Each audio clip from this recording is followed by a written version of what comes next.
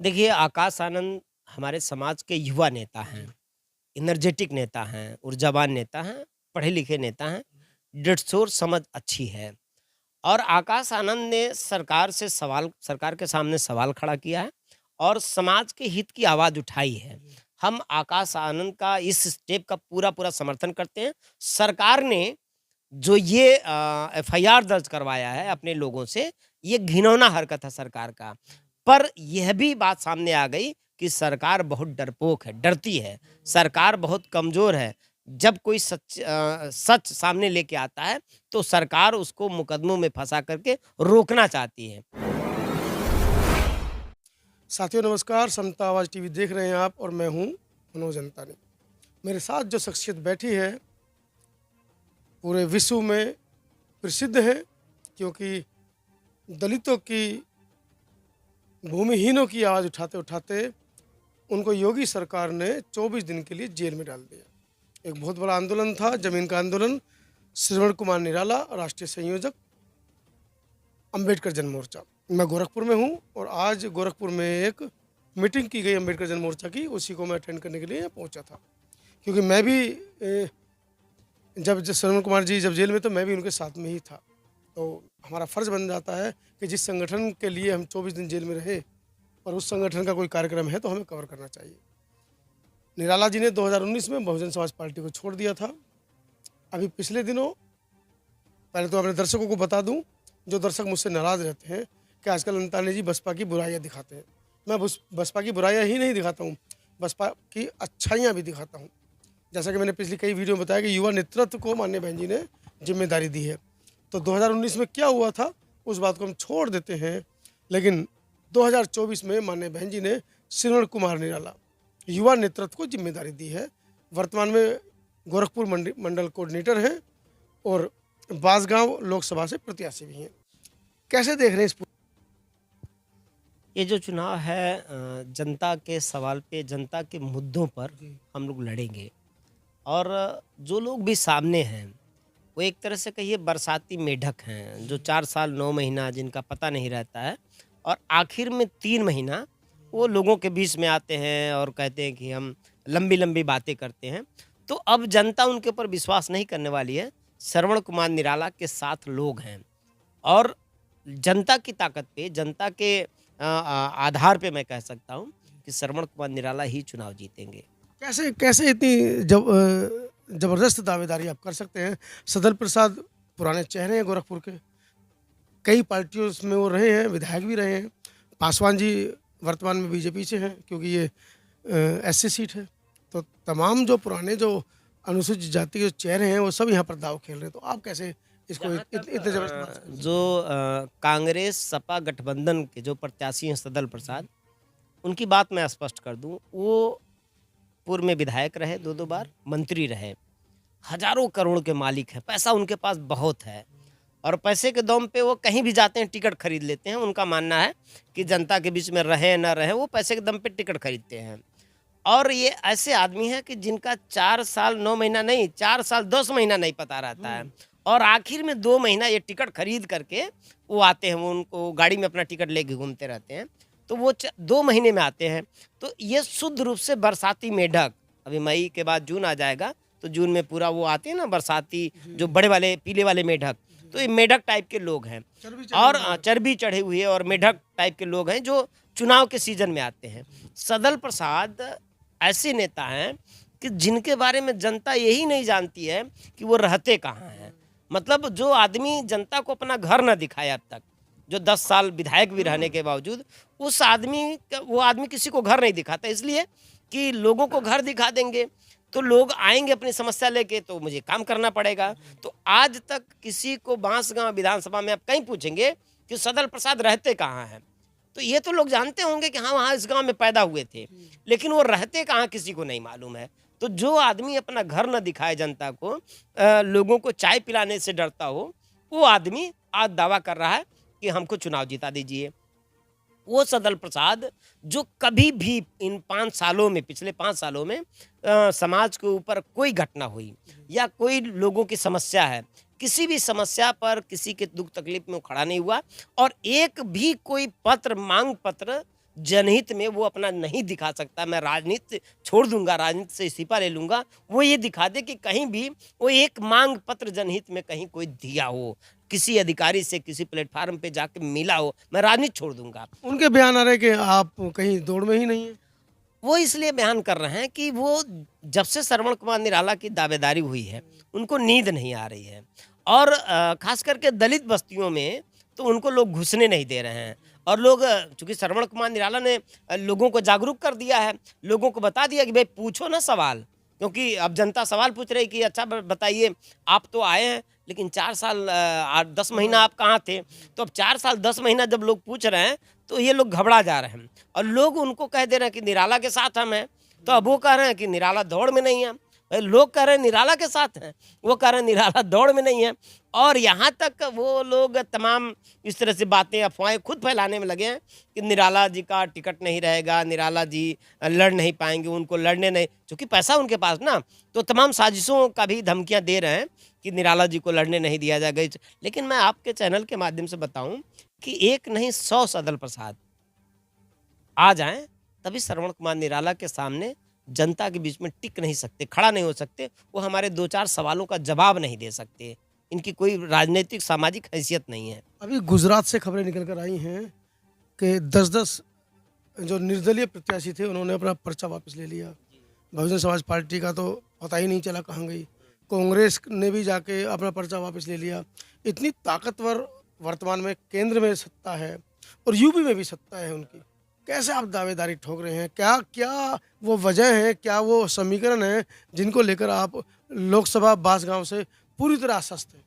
देखिए वो डरपोक लोग होंगे जो पर्चा उठा लिए हैं और गोरखपुर ही नहीं पूरे पूर्वी उत्तर प्रदेश के अंदर श्रवण कुमार निराला एक अकेला ऐसा आदमी है और उसकी टीम के लोग कि गोरखपुर में मुख्यमंत्री के शहर में और चुनौती दे करके सीना ठोक करके 50,000 लोगों को लेकर के मैंने सरकार के खिलाफ आंदोलन किया है। सरकार ने मुझे डराने के लिए मुझे गिरफ्तार किया, जेल भेजा।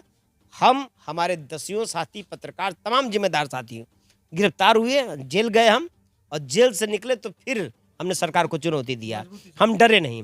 उसके बाद उसके पहले सरकार ने मेरा घर सीज किया कि ये आंदोलन छोड़ दें, ये जनता के लिए लड़ना छोड़ दें, ये संघर्ष छोड़ दें। सरकार ने मेरा घर सीज किया, मैं गया और अपना घर हाई कोर्ट से छुड़ा करके आया। तो मैं तो सरकार से यहाँ पहले से लड़ रहा हूँ और यहाँ पर गोरखपुर मंडल में पूर्वी उत्तर प्रदेश में श्रवण कुमार निराला सरकार से नहीं डरते हैं, सरकार श्रवण कुमार निराला से डरती है। यहाँ का मैं विपक्ष हूँ और सरकार की हैसियत नहीं है कि हमारे लोगों का उत्पीड़न करते जब तक श्रवण कुमार निराला जिंदा है। यहाँ पे मुख्य प्रतिद्वंदी किसको मान रहे हैं वर्तमान में? प्रतिद्वंदी का क्या है कि वो लोग प्रतिद्वंदी बनने का होड़ लगाए हुए हैं कि कौन नंबर 1 पे आएगा, कौन नंबर 2 पे आएगा। मतलब प्रतिद्वंदियों में पहला नंबर तो श्रवण कुमार निराला है, दूसरा और तीसरा के लिए वो लोग संघर्ष कर रहे हैं क्योंकि वो जो बीजेपी का प्रत्याशी है आज गांव में लोग उसको घुसने नहीं दे रहे हैं। वो पुलिस पूरा सुरक्षा व्यवस्था के साथ जा रहे हैं, सब वो पुलिस लेके जा रहे हैं, तब गांव में जाके उनको लोग घुसने दे रहे हैं। अभी आपने देखा ना बीजेपी का क्या हाल, अभी इनका एक मंत्री गया था एक गांव में जनसंपर्क कर रहा था, तब तक वहां गांव के लोग उसके ऊपर हमला कर दिए, मंत्री है, और जब हमला कर दिए तो उसके जाति के लोग उसके ऊपर हमला किए, लेकिन वो दूसरे जाति को वो करके आरोपित करने लगा और उनको गिरफ्तार करने, मंत्री के ऊपर हमला हुआ यूपी के अंदर, उनको गिरफ्तार करने के लिए बताइए मंत्री धरना दे रहा।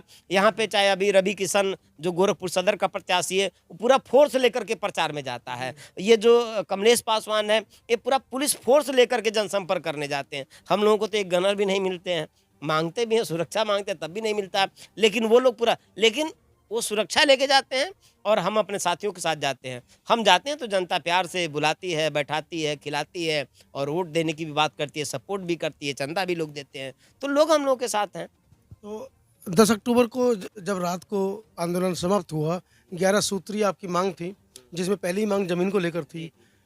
उसके बाद गिरफ्तारी हुई, गिरफ्तारी के बाद हम सभी लोग बाहर निकले और हमने तमाम अखबार की कटिंग देखी, तो अखबार की कटिंग्स में योगी आदित्यनाथ कई जगह पर बुलंदशहर में, गोरखपुर में, जहाँ जहाँ उनकी सभाएं लगी वहाँ उन्होंने कहा कि हम दलितों को ज़मीनें देंगे, उनके विद्यार्थियों को विदेश पढ़ने भेजेंगे। तो क्या सच्चाई में देश भावना एक अलग चीज़ है? क्या आपको कोई एक भी ऐसा आंकड़ा मिला जो उन्होंने ज़मीन दी हो? क्योंकि अब उस बात को लगभग अक्टूबर, नवंबर, दिसंबर लगभग 8-9 महीने हो गए। तो क्या कोई आंकड़ा ऐसा, कोई एक व्यक्ति ऐसा मिला हो जिसको बच्चों को विदेश भेजा है सरकार ने, या कहीं कोई ज़मीन किसी को दी? पहले तो सर आंदोलन का असर देखिए कि जो लोग ज़मीन है ये स्वीकार नहीं करते थे। ज़मीन गरीबों को देना है इस पे कभी बात नहीं करते थे। आंदोलन का असर देखिए, वो झूठे ही बोले, हालाँकि उन्होंने पूरा झूठ बोला है कि हम 2 महीने में ज़मीन देंगे।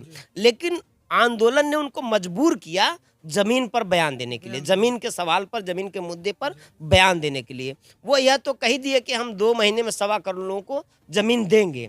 इससे बात प्रूफ हो गई कि जो आंदोलन है श्रवण कुमार निराला का, वो संवैधानिक और जनता के हित में और सच्चा आंदोलन है, ठीक है? तो ये तो बात प्रूफ हो गई कि हमारी जो मांग है वो संवैधानिक और सही मांग है। हम उसके साथ कई और डिमांड थे हमारे।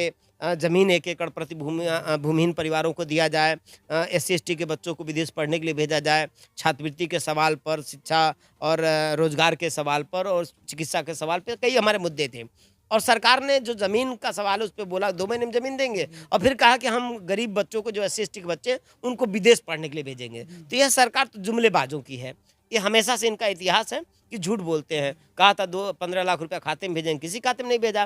कहा था 2 करोड़ लोगों को नौकरी देंगे, किसी को नौकरी नहीं दिया। उसी तरह से समझ लीजिए कि कहा कि हम ज़मीन देंगे, किसी को नहीं अभी तक दिया। और कहा कि हम बच्चों को, दलित समाज के छात्रों को हम विदेश पढ़ने के लिए भेजेंगे, किसी को नहीं भेजा। तो नहीं भेजा, इसी का सवाल का तो हम जवाब जनता को तैयार किए हैं। अब जनता जवाब मांग रही है, तो जनता जवाब मांग रही है, उसी का असर ये है कि इनके प्रत्याशी डर के मारे जनता के बीच में फ्री होके नहीं जा रहे हैं, पूरा पुलिस की सुरक्षा लेके जा रहे हैं, लाव लश्कर लेके जा रहे हैं, नहीं तो जनता इनको दौड़ा लेगी। चलिए, आखिरी सवाल लूँगा, उससे पहले मैं अपने दर्शकों को, जो कि खासकर बीजेपी के समर्थक हैं, या वो नेता जो हमारे दर्शक और बीजेपी के समर्थक हैं, वो कम से कम अपने मुख्यमंत्री, यशस्वी मुख्यमंत्री योगी आदित्यनाथ जी से ये सवाल ज़रूर पूछें कि जब उन्होंने बड़े बड़े मंचों पर बयान दिए कि हम ज़मीन देंगे, छात्रवृत्ति देंगे, शिक्षा देंगे, तो कम से कम हमारे दलित मंत्रियों को ये सवाल ज़रूर पूछना चाहिए कि आदित्यनाथ जी, आपने 10-10, 20-20 हज़ार जनता के बीच में, हालांकि सच्चाई सबको पता है, कुर्सियाँ खाली थी, लेकिन ऐसे बयान दिए गए, और उन बयानों के बाद उन बयानों का असर कहाँ है? अब मेरा आखिरी सवाल ये आ रहा है, पिछले दिनों आप मंच पर दिखाई दिए नेशनल कोऑर्डिनेटर आकाश आनंद के, और पिछले दिनों उन्होंने सीतापुर में एक बयान दिया, उसको लेकर उनके ऊपर FIR दर्ज हो गई है, उस पर आपका क्या कहना है? देखिए, आकाश आनंद हमारे समाज के युवा नेता हैं, एनर्जेटिक नेता हैं, ऊर्जावान नेता हैं, पढ़े लिखे नेता हैं, डेढ़ समझ अच्छी है। और आकाश आनंद ने सरकार के सामने सवाल खड़ा किया है और समाज के हित की आवाज़ उठाई है। हम आकाश आनंद का इस स्टेप का पूरा समर्थन करते हैं। सरकार ने जो ये FIR दर्ज करवाया है अपने लोगों से, ये घिनौना हरकत है सरकार का। पर यह भी बात सामने आ गई कि सरकार बहुत डरपोक है, डरती है, सरकार बहुत कमज़ोर है। जब कोई सच सामने लेके आता है तो सरकार उसको मुकदमों में फंसा करके रोकना चाहती है। पर ये बहुजन आवाज़ है, ये महापुरुषों की आवाज़ है और एक आंदोलन का आवाज़ है, अम्बेडकरवादी आवाज़ है, कोई डरा नहीं सकता। FIR करके तो सरकार ने अपनी कमजोरी साबित कर दिया है। आकाश आनंद के लिए हमारी बहुत सारी शुभकामनाएं हैं। लोकसभा बांसगांव की जनता से क्या अपील करेंगे? लोकसभा की बांसगांव की जनता के बीच में मैं हमेशा रहा हूँ, हमेशा रहूँगा। बांसगांव लोकसभा मेरा परिवार है और मेरे लिए एक आम जनता नहीं है, मैं उनके लिए जीता हूँ, उनके बीच में रहता हूँ, मेरा जीवन समर्पित है। और मानवर काशीराम साहब ने कहा था कि जब कहीं न्याय न मिले तो जनता की अदालत में चले जाना। अब मैं जनता की अदालत में जाऊँगा और अगला जो फैसला होगा वो समाज स्वयं करेगा, मेरे साथ न्याय करेगा। मुझे पूरा उम्मीद और पूरा भरोसा बांसगांव लोकसभा की जनता पर है। तो साथियों, आप श्रवण कुमार निराला, वर्तमान में लोकसभा बांसगांव से बहुजन समाज पार्टी के प्रत्याशी और वर्तमान में गोरखपुर के मंडल कोऑर्डिनेटर। आपको इस पूरी चर्चा में खासकर वो लोग, वो मेरे वो दर्शक जो मुझे बसपा विरोधी बताते हैं, इस खबर के बाद एक और नई खबर 12 तारीख को आपको बड़ी खबर माननीय श्रवण कुमार निराला जब पर्चा दाखिल करने जाएंगे वो देखने को मिलेगी। पूरी खबर पर क्या आपकी प्रतिक्रिया है कमेंट सेक्शन में ज़रूर दें। और जब मैं 12 तारीख को वापस उन्हें इनके पर्चा दाखिल के कार्यक्रम में मैं आऊँगा तो क्या वो सवाल आपके रहेंगे जो मैं श्रवण कुमार निराला जी से पूछ सकूँ आपकी तरफ से। दीजिए इजाज़त, धन्यवाद।